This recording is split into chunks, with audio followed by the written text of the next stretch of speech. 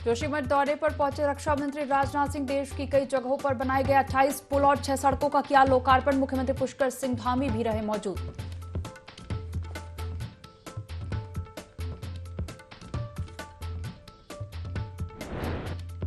CM Dhami के निर्देश पर एसीएस राधा रतूड़ी ने अनुभागों का किया औचक निरीक्षण। कार्यालयों में 15 फरवरी तक सभी व्यवस्था को दुरुस्त करने के दिए निर्देश। कार्य संस्कृति में सुधार की भी दी नसीहत।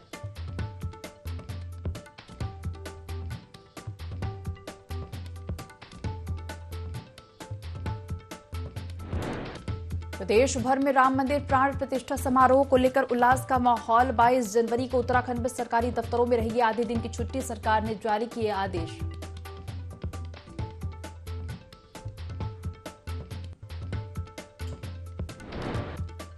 कैबिनेट मंत्री सौरभ बहुगुणा ने गिनाई विभाग की उपलब्धि। कहा, पौने 2 साल में सभी जिलों कोट वैली प्रोजेक्ट को मिली सफलता। आज 4 अधिकारियों को दुग्ध संघ में भ्रष्टाचार के आरोपों में किया बाहर।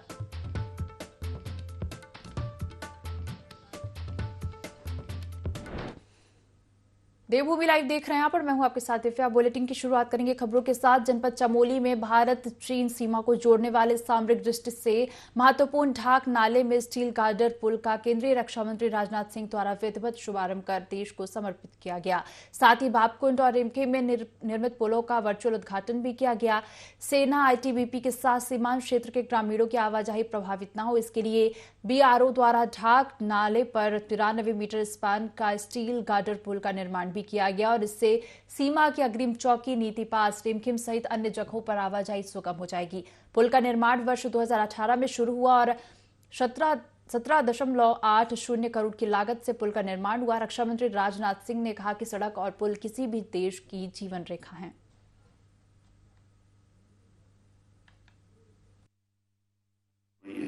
वो हम सबके समक्ष हैं। उसी प्रकार से भारत वाला प्रोजेक्ट अभी कैलाश मानसरोवर की बात रघु जी यहाँ से कर रहे थे और उस पर काम हो रहा है। यहीं से शिमली, ग्वालदम और जौलजीबी तक का मार्ग, वह भी तेजी से निर्माण उसका हो रहा है।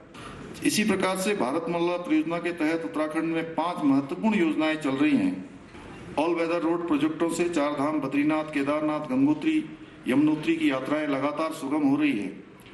आज देश में 38 किलोमीटर 670 करोड़ की लागत से 35 बीआरओ इंफ्रास्ट्रक्चर प्रोजेक्ट्स को राष्ट्र को समर्पित करना, मैं मानता हूं कि हमारे लिए यह एक सौभाग्य का विषय है। बीते कुछ समय से बीआरओ ने इंफ्रास्ट्रक्चर के मामले में जिस तत्परता के साथ काम किया है, मैं कह सकता हूं वह अभूतपूर्व है। मुझे अनेक प्रोजेक्ट्स का तो शिलान्यास और उनके पूर्ण होने के बाद उनके उद्घाटन का भी अवसर मिला है और मुझे ये बात कहते हुए बेहद खुशी होती है कि प्रत्येक शिलान्यास या फिर उद्घाटन सिर्फ मेरे लिए ही नहीं बल्कि पूरे देश के लिए यह एक गौरव का क्षण है। बीआरओ का काम मुख्यतः भारत के सीमावर्ती इलाकों पर ही केंद्रित है और सीमावर्ती इलाकों में इंफ्रास्ट्रक्चर डेवलपमेंट के लिए राज्यों का सहयोग मिलना यह अत्यंत आवश्यक होता है। उत्तराखंड के एसीएस राधा रतूड़ी ने सचिवालय में मुख्यमंत्री अनुभागों का निरीक्षण किया और इस दौरान उन्होंने कार्यालयों की व्यवस्था, रिकॉर्ड मेंटेनेंस, साफ सफाई सहित तमाम व्यवस्थाओं का जायजा लिया। इस मौके पर एसीएस ने 15 फरवरी तक कार्यालयों में अपनी सभी व्यवस्थाओं को दुरुस्त करने के निर्देश भी दिए।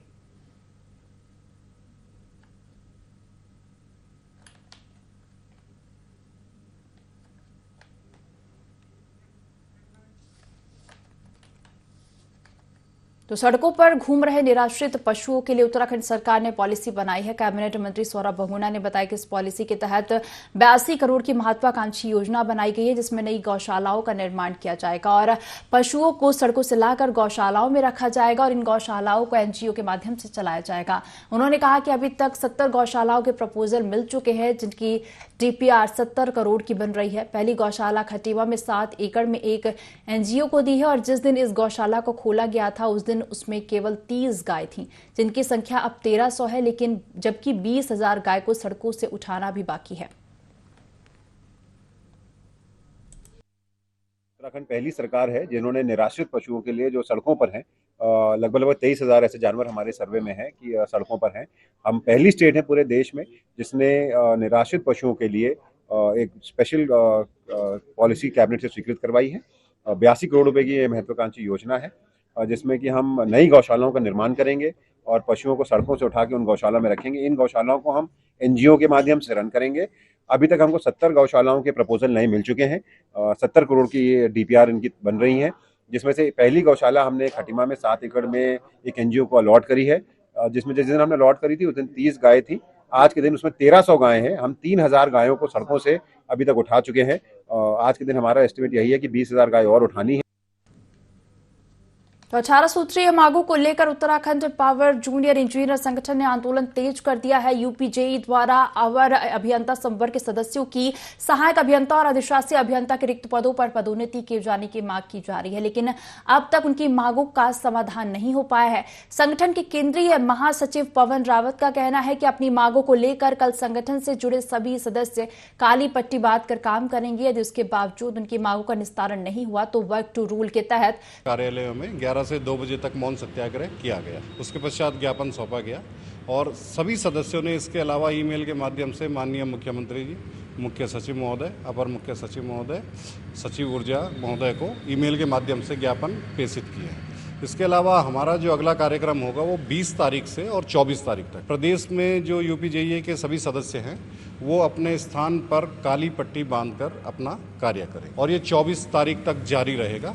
और अगर तब तक भी कोई समाधान हमारी मांगों के संबंध में नहीं आ पाता है तो दिनांक 25 तारीख को हमारा संगठन कार्यालय माजरा में है, उसमें बुद्धि शुद्धि यज्ञ का आयोजन किया जाए। हमारी जो यूपीजेई की 18 सूत्रीय मांग थी उसमें बहुत छोटी छोटी मांगें हैं, बहुत बड़ी मांग नहीं है। एक मांग तो यह है कि जो हमारा डिग्रीधारी अवर अभियंता है उसकी 5 सीटें खाली हैं, उनका प्रमोशन किया जाए। ये प्रबंधन स्तर की चीज़ें हैं। 5 सीटें लगभग 2016 से खाली चल रही हैं और उनको भी अभी तक भरा नहीं गया। दूसरा मुद्दा ये है कि जो हमारे सहायक अभियंता साथी हैं उनका अधिशासी अभियंता के पद पर प्रोन्नति होनी है। 35 सीटें खाली हैं, पूरे विभाग में 35 सीटें खाली हैं और इतना काम लोगों पे बढ़ गया है, डबल चार्जेस। उसके बावजूद प्रबंधन इस बिल्कुल तैयार नहीं है सहायक अभियंताओं को अधिशासी अभियंता का पदभार दिए जाने पे। जो हमारा कार्यक्रम चल रहा है इसके तहत हमारे जो भी केंद्रीय कार्यकारिणी है उसका जो भी हमारा निर्देश है हम उसका पूर्ण रूप से पालन कर रहे हैं और ये पालन करते रहेंगे। आंदोलन चलता रहेगा जब तक ये मांगे पूरी नहीं हो जाती। तो राजधानी देहरादून के साथ पूरे प्रदेश में कड़ाके की ठंड पड़ रही है। बता दें कि सुबह से ही देहरादून और प्रदेश के मैदानी इलाकों में घना कोहरा छाया रहा है।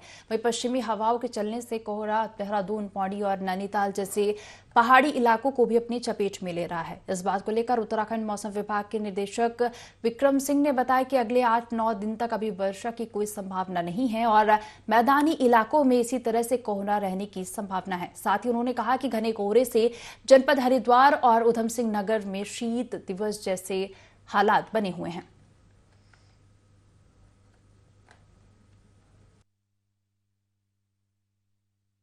हरिद्वार और उधम सिंह नगर है उत्तराखंड की अगर बात करते हैं, उन डिस्ट्रिक्ट्स में था और करीब 20 से 22 दिन वहाँ पर हो गए हैं। परंतु अभी ये ठीक है, जब थोड़ा विंड में परिवर्तन होता है तो थोड़ा ऊपर को भी शिफ्ट हो जाता है। तो आज और कल ऐसा लग रहा है कि जो हरिद्वार और उधम सिंह नगर से लगे जो प्लेन्स के एरियाज और डिस्ट्रिक्ट के भी, चाहे वो नैनीताल है, इधर देहरादून है या पौड़ी है, तो उनमें भी थोड़ी बहुत जो फॉग जो आज और कल जो है उसके रहने की संभावना है। फॉग की वजह से आज जो है दिन के तापमान भी वो कम रहने वाले हैं। जो हरिद्वार उधम सिंह नगर उसमें तो हमने वार्निंग रखी है कि जो शीत दिवस है वो वहाँ पर रहेगा। तो वहाँ पर आज और कल के लिए एकदम वार्निंग रखी गई है, परसों तक भी रखी गई है 3 दिन के लिए। बारिश की बात करें तो कोई वेदर सिस्टम आते हुए दिख नहीं रहा है। अयोध्या में रामलला की प्राण प्रतिष्ठा को लेकर देश भर में उत्साह का माहौल है। उत्तराखंड के हरिद्वार में स्थानीय कलाकार राम, लक्ष्मण और सीता के रूप में हर की पौड़ी पहुंचे, जहां गंगा सभा के पदाधिकारियों ने कलाकारों का जोरदार स्वागत किया।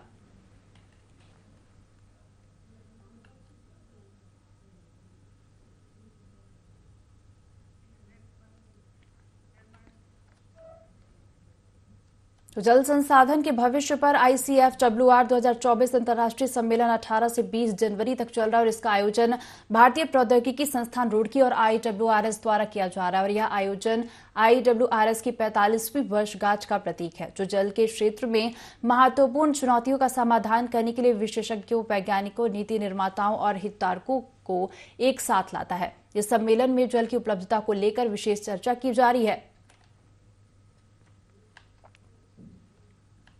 नीचे जा रहा है, खासकर भूजल नीचे जा रहा है, उसका मुख्य कारण ये है कि उसको पानी को ज़्यादा निकाला जा रहा है, क्योंकि भूमि में जब पानी अंदर जाता है तो बहुत धीरे धीरे जाता है और आप दबाव से जल्दी निकाल लेते हैं। तो पानी को निकालना और पानी को अंदर रखना ऐसे ही है जैसे बैंक में आप पैसे डालते हैं। और दूसरा यह है कि ज़मीन में जो रिचार्ज कहते हैं उसका उस पर पानी डालने का वो आपको ज़्यादा करना पड़ेगा। पानी का प्रबंध अच्छी तरह से कर सकते हैं जिससे कि आप भूजल ज़्यादा से ज़्यादा नहीं निकालें, कम निकालें। जो वाटर की अवेलेबिलिटी है वो तो निश्चित है, तो हम कह सकते हैं कि दिनों दिन हमारे प्रति व्यक्ति वाटर की उपलब्धता कम होती जा रही है। तो हमें लगता है कि जब तक हम प्रॉपर मैनेजमेंट नहीं करेंगे इन वाटर रिसोर्सेज का, तो फ्यूचर में हमारी डिमांड पूरी नहीं हो पाएगी। हम पानी का उचित प्रबंधन कैसे करें, हम पानी को कंजर्व कैसे करें, जिससे कि भविष्य में हमें पानी की कोई कमी ना हो।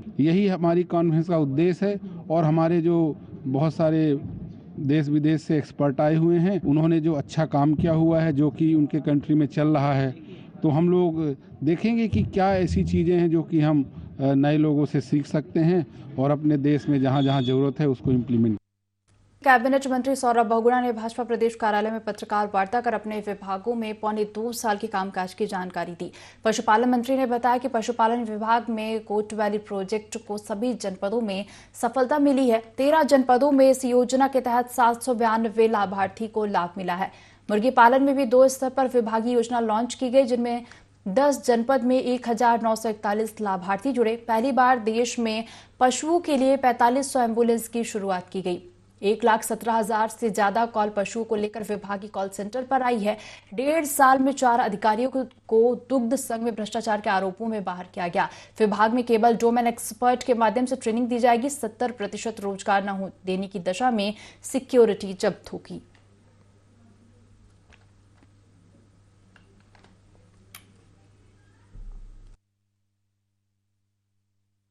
पिछले पौने 2 साल में लगातार हमने कोशिश करी है कि हमारे विभागों के माध्यम से जो माननीय मुख्यमंत्री जी की सोच है, रोजगार उत्पन्न करना और पलायन को कहीं ना कहीं वार करना, उसके ऊपर वो हमने उस पर कोशिश करी है। हमने अपने पशुपालन विभाग और हमारे डेयरी विभाग में लगभग 3 ऐसी योजनाएं शुरू करी हैं जिससे कि हमने रोजगार भी उत्पन्न किया है और पलायन पे भी हमने वार किया है। गोट वैली प्रोजेक्ट हमारा कुकुट वैली प्रोजेक्ट, हमारे सब्सिडी साइलेज और भूसे पे हमारी सब्सिडी इंक्रीमेंट, और 1790 लोगों को गोट वैली प्रोजेक्ट में बेनिफिशियरी बनाया है और 1200 लोगों के आसपास हमने पोल्ट्री वैली में लोगों को बेनिफिशियरी बनाया है। तो अगर आप इसको देखें 3000 लोगों को हम ऑलरेडी बेनिफिशियरी रोजगार से जोड़ चुके हैं। कोशिश हमारी यही है कि मार्केटिंग को और स्ट्रॉन्ग किया जाए और प्रोडक्शन को कहीं जो बढ़ रहा है उसकी खपत भी हो। ये हमारा फोकस एरिया है।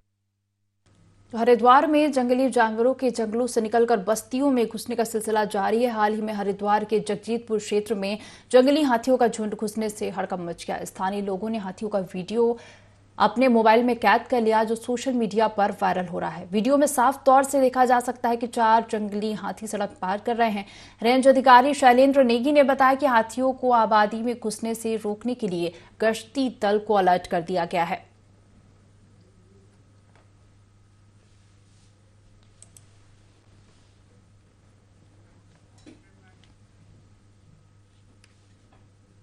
भगवानपुर में हरिद्वार सांसद रमेश पोखरियाल निशंक ने अपने संबोधन में केंद्र सरकार की योजनाओं से लाभान्वित होने वाले लाभार्थियों को बधाई देते हुए योजनाओं के बारे में जानकारी दी। साथ ही कार्यक्रम में महालक्ष्मी किट वितरण, उज्ज्वला गैस कनेक्शन वितरण, स्वयं सहायता समूह चेक वितरित और प्रधानमंत्री आवास योजना के लाभार्थियों का आवासों की चाबी दी गई। सांसद रमेश पोखरियाल निशंक ने कहा कि 2024 में केंद्र में फिर से प्रधानमंत्री नरेंद्र मोदी के नेतृत्व में भाजपा की सरकार आ रही है।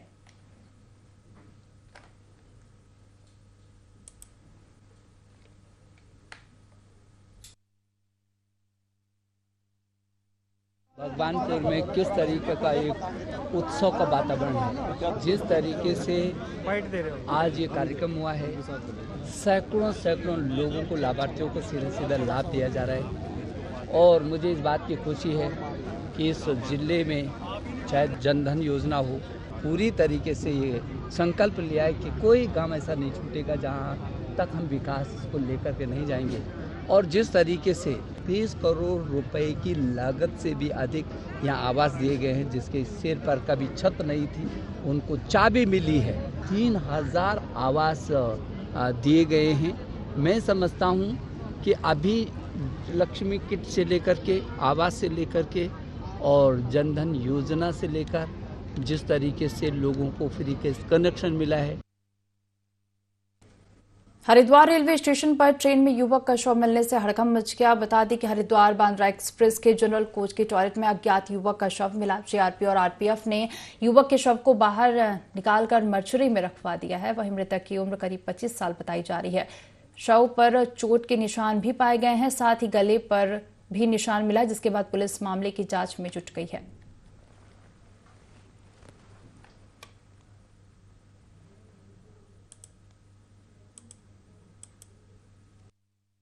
बांद्रा जो एक्सप्रेस है सुबह 9:50 पे आई थी। इसकी एक कंपार्टमेंट की वॉशरूम में एक बॉडी मिली है, जिसके गले पे चोट के निशान है और वो बॉडी को नीचे उतारा गया है। फॉरेंसिक टीम को बुलाकर सभी जितने भी उपलब्ध जो रक्त और जो शीशे वगैरह टूटे हैं उन सबको एकत्र किया गया। अब इसका पंचायतनामे की कार्रवाई की जाए।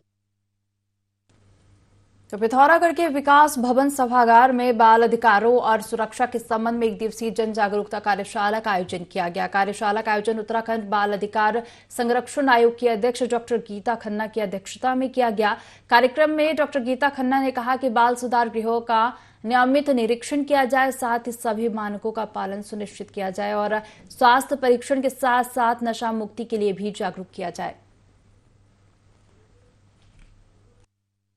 बाल अधिकार संरक्षण आयोग जो कि एक स्टेट लेवल बॉडी है और हमारा काम है बाल अधिकारों के प्रति जन जागरूकता फैलाना। और जो अधिकारी लाइन डिपार्टमेंट्स बाल स्वास्थ्य को लेकर, बाल शिक्षा को लेकर, ह्यूमन ट्रैफिकिंग, साइबर क्राइम, नशा मुक्ति, इन सभी संबंधित विभागों की जो जिला इकाइयां हैं, इनके साथ संवाद स्थापित करना, क्या प्रोग्रेस रिपोर्ट है, क्या चैलेंजेस हैं। महिला अस्पताल का मैंने निरीक्षण किया, वहाँ पर नव जात बच्चों के लिए जो SNCU चलाया जाता है वो भी हमारा अधिकार क्षेत्र है, क्योंकि जन्म से लेकर 18 वर्ष तक की किसी भी समस्या जो कि बच्चों की है वो मेरे अधिकार क्षेत्र है, मेरा कर्तव्य क्षेत्र है। चंपावत में बीजेपी के जिला अध्यक्ष निर्मल महारा के पिता हयात सिंह महारा का निधन हो गया। हयात सिंह महारा लंबे समय से बीमार चल रहे थे। हयात सिंह महारा के निधन पर सीएम पुष्कर सिंह धामी, पूर्व सीएम भगत सिंह कोश्यारी सहित बीजेपी नेताओं ने शोक व्यक्त किया है।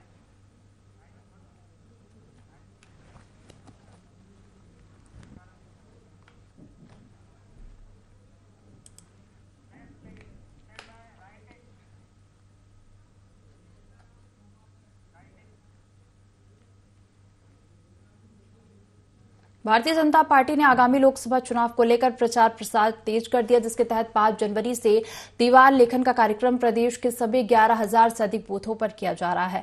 दीवार लेखन कार्यक्रम के प्रदेश संयोजक आदित्य चौहान ने बताया कि अभी तक प्रदेश के करीब आधे से अधिक बूथों पर दीवार लेखन का कार्य संपन्न हो चुका है, जिसमें प्रत्येक बूथ पर कम से कम 5 जगह पर दीवार लेखन का काम किया जा रहा है, जिसमें पार्टी के द्वारा दिए गए नारे एक बार फिर से मोदी सरकार स्लोगन का लेखन कार्य हो रहा है।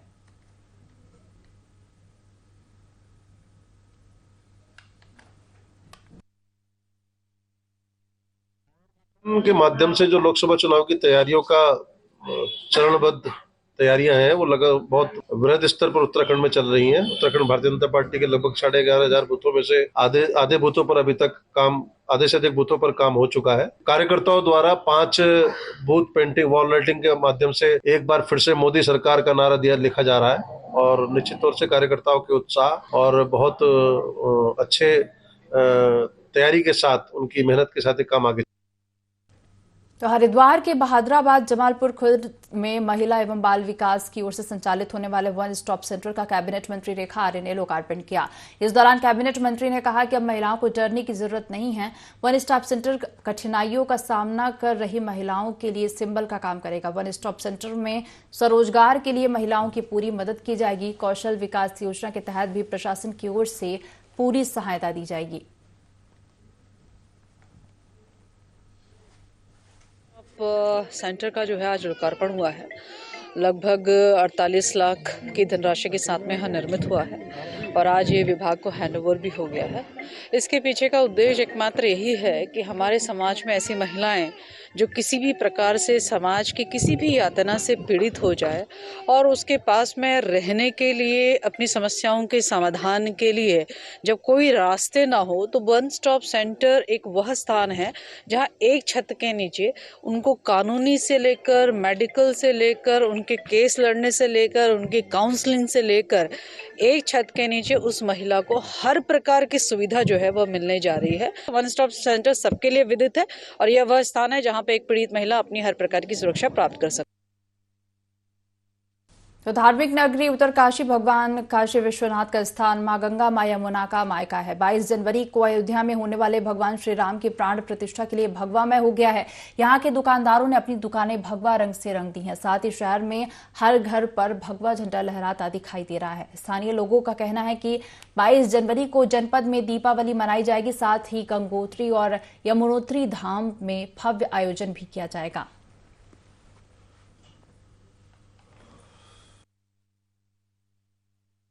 का विषय है कि भगवान राम की प्राण प्रतिष्ठा अयोध्या में होने जा रही है और हर नगर अयोध्या बने, इसके लिए हम अपने आसपास के सभी व्यापारियों ने और 22 तारीख को हम लोग यहाँ पे अखंड रामायण का पाठ और यहाँ पे जिस दिन प्राण प्रतिष्ठा होगी उस दिन हम लोग यहाँ पे सामूहिक हनुमान चालीसा का पाठ का आयोजन करेंगे।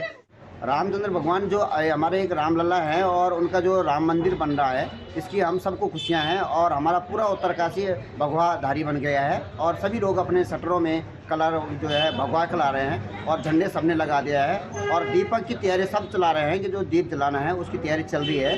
और ये भगवा जो ये रामलला है ये एक उत्तरकाशी का नहीं है, ये तीनों लोगों के स्वामी है और ये आज सनातनी धर्मों में और हम सभी का सनातनी ही जितने भी धर्म के लोग हैं सभी लोगों को खुशी की लहर जली हुई है। को भव्य व्यापार मंडल की तरफ से बहुत भव्य तैयारी हो रही और भव्य ढंग से मनाएंगे और बढ़िया ढंग से पूरी व्यापार मंडल की टीम साथ दे रही है, हम भी साथ दे रहे हैं, पूरे व्यापारी साथ दे रहे हैं, तो हम भव्य ढंग से मनाएंगे और इसमें सब लोगों का सहयोग चाहिए और व्यापारी और वो श्री राम आराध्य देव विराजमान होने वाले हैं। प्राण प्रतिष्ठा का जो कार्यक्रम है वो होने जा रहा है और 550 साल बाद हमारे रामलला जी विराजमान होने वाले हैं अयोध्या में। तो उस उपलक्ष्य में पूरा भारत पूरा विश्व भगवा में होने जा रहा है। लोहाघाट नगर पालिका के द्वारा नगर के ईसाई समुदाय के चर्च की भूमि पर बिना पूछे रास्ते का निर्माण कार्य शुरू करवा दिया है। इससे ईसाई समुदाय के लोगों में नगर पालिका के खिलाफ आक्रोश फैल गया है। ईसाई समुदाय के लोगों ने जयप्रकाश डेविड के नेतृत्व में एसडीएम लोहाघाट के नाम तहसीलदार को ज्ञापन दिया और रास्ता निर्माण पर रोक लगाने की मांग की। उन्होंने कहा कि पहले ही उनकी चर्च की भूमि में अतिक्रमण हो चुका है, अब पालिका के द्वारा चोरी छिपे उनकी भूमि में रास्ता बनाया जा रहा है, जो कि गलत है। वहीं नगर पालिका की ईओ प्रियंका रैकवाल ने बताया कि मामला संज्ञान में आने के बाद चर्च की भूमि पर रास्ता निर्माण के काम पर रोक लगा दिया गया है।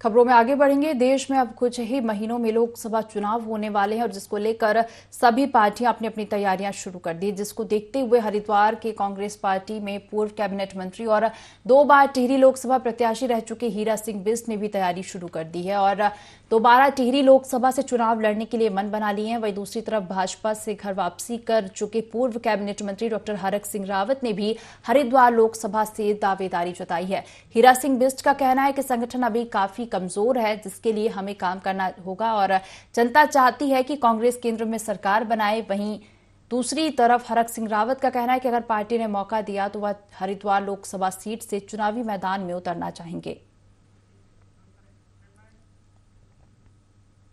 तो इस बुलेटिन में फिलहाल इतना ही। आप बने रहिए IND24 के साथ। नमस्कार।